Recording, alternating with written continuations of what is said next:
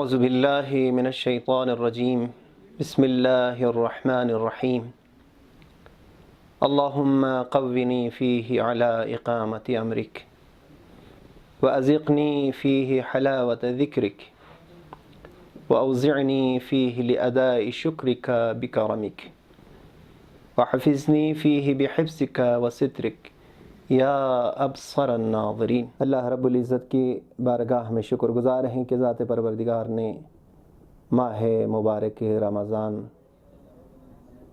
کے عظیم مہینہ جو اپنی دامن میں برکتوں اور رحمتوں کو سمیٹ کر آ چکے ہیں۔ ماہ مبارک رمضان خدا کا وہ عظیم مہینہ ہے جو انسان کی بخشش کے لیے، انسان کی آزادی کے لیے جہنم کی آگ سے، یہ وہ مہینہ ہے جہاں ہزاروں لوگ اپنے ہاتھوں اپنے تقدیر کو لکھتے ہیں۔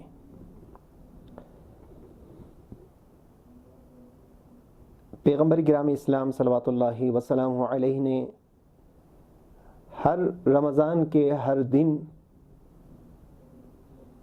اسی دن کے مناسبت سے کچھ دعائیں پڑھی ہے، اور میں نے ماہ مبارک رمضان کے چوتھے دن جو پڑھنے کی دعا ہیں اس کی تلاوت کی ہے، جس میں پیغمبر گرامی اسلام ذات پروردگار سے خطاب فرماتے ہیں: اللہم قونی فیہ علی اقامت امرک، اے میرے پروردگار، اے میرے معبود، مجھے قوی بنا دے، مجھے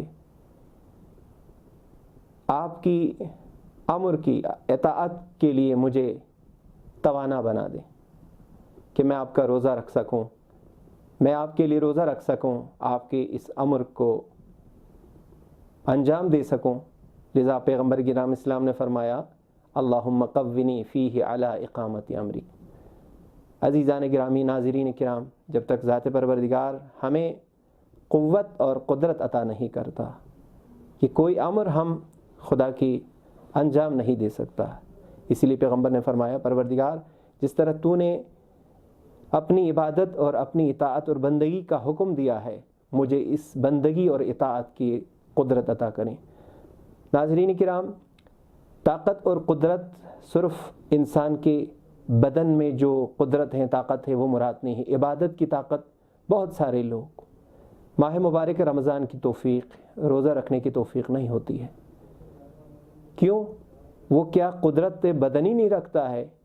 نہیں، وہ عبادت کی قدرت نہیں رکھتا۔ عبادت کی طاقت اور انسان کی بدن کی طاقت میں فرق کرتا ہے۔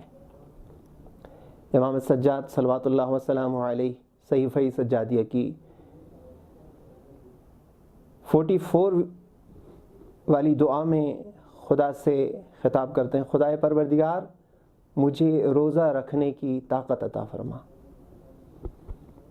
ناظرین کرام، اس پر بہت ساری گفتگو کی جا سکتی ہے۔ عبادت کی طاقت کیا ہے؟ خود عبادت کے لیے کون سی طاقت چاہیے؟ لیکن میں چاہ رہا ہوں آج یہ چوتھے دن کی جو دعا ہیں وہ کمپلیٹ ہو جائے، اس کا مختصر شرح آپ کی خدمت میں عرض کروں۔ اور دوسرا جملہ جو ذات گرامی اسلام نے فرمایا: وَأَذِقْنِي فِيهِ حَلَاوَةَ ذِكْرِكَ، اے میرے پروردگار، مجھے تیری ذکر کی جو حلاوت ہے، جو شیرینی ہے، عبادت کی جو لذت ہے، اس لذت کو چکھنے کی توفیق دیں۔ میرے پروردگار، میں جب عبادت کروں تو عبادت کی جو لذت ہے اسے چکھ سکوں۔ عزیزان گرامی، ناظرین کرام، جو چیز جتنے لذیذ ہوں گے وہ انسان اس کو زیادہ پسند کرتا ہے اور اس سے زیادہ استفادہ کرتا ہے، لیکن جتنی لذت کم محسوس ہوگی انسان کو، وہ اس سے بچنے کی کوشش کریں گے، اسے انجام نہیں دینے کی کوشش کریں گے۔ معصوم کا جملہ ہے کہ جب خداوند عالم کسی سے جب سلب توفیق کرتا ہے تو روایت کا جملہ ہے ان ادنا ما انا صانع بہم ان انزع حلاوت مناجاتی عن قلوبہم. جب خداوند عالم کسی سے انتقام اور بدلے کی بات کرتا ہے، انسان اپنی کفران نعمت کر لیتا ہے، تو جو ادنا سا چھوٹا سا جو رد عمل ذات پروردگار کی طرف سے آتا ہے. معصوم فرماتے ہیں خداوند عالم اپنے ذکر کی، مناجات کی، جو خدا کی بارگاہ میں گڑ گڑانے کی جو لذت ہے، اس لذت کو خدا اس انسان سے اٹھا دیتا ہے. ناظرین کرام، یہ روزہ رکھنے کی توفیق بہت کم لوگوں کو ہوتی ہے. کیوں؟ اس لیے کہ حلاوت ذکر کی جو چاشنی ہے، جو عبادت کی جو روح ہے، جو لذت واقعی ہے، اس سے انسان محروم ہو جاتا ہے.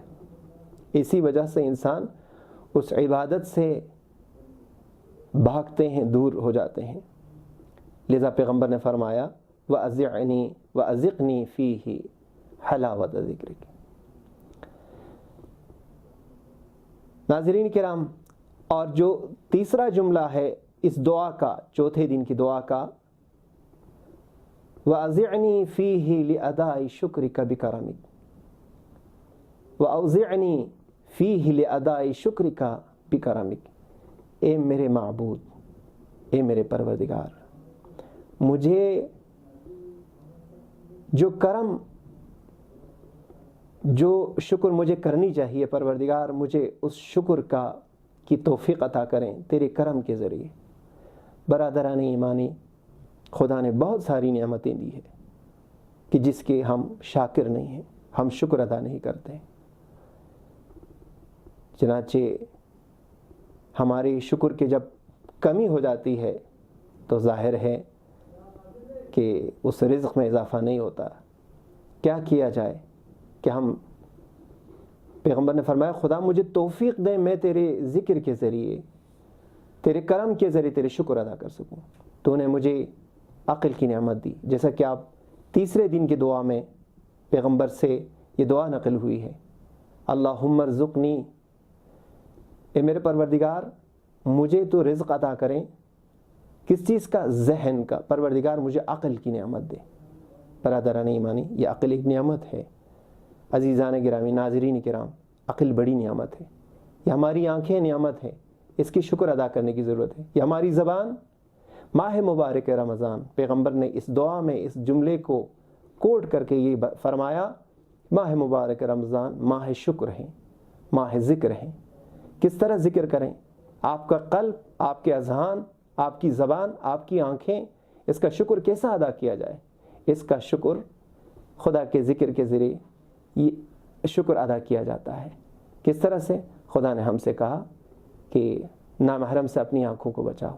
یہ آنکھوں کا شکر ہے کہ آپ نے نامحرم سے بچ کر، زبان کو غیبت سے بچا کر، یہ زبان کا شکر ہے کہ آپ نے غیبت سے بچایا. کان کو غیبت سننے سے بچا کر، یہ کان کا شکر ہے کہ خدا نے آپ کو عطا کی. گناہوں سے ان اعضاء و جوارح کو بچا کر آپ اس ماہ مبارک رمضان میں شکر ادا کر سکتے ہیں.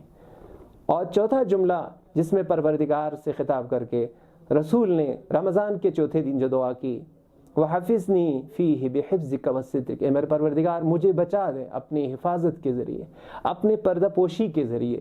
عزیزان گرامی، ناظرین کرام، بہت سارے ایسی ہماری گناہیں ہیں جس کے اوپر ذات پروردگار نے پردہ پوشی کی ہے، جس کے اوپر خدا نے پردے ڈال دیے ہیں. اگر وہ پردے لوگوں کے سامنے آیا ہو جائیں تو شاید ہماری حقیقت ان کے سامنے آ جائے، شاید لوگ ہمیں سلام کرنا چھوڑ دیں.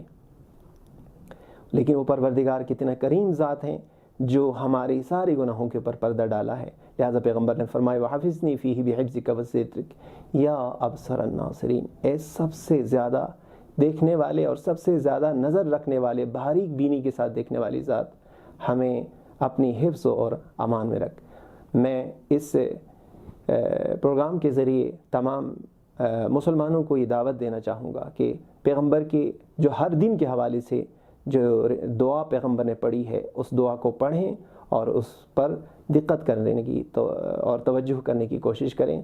خدا ہم سب کو ماہ مبارک رمضان کی فیوضات سے مستفیض ہونے کی توفیق عطا فرمائے۔ والسلام علیکم ورحمۃ اللہ وبرکاتہ۔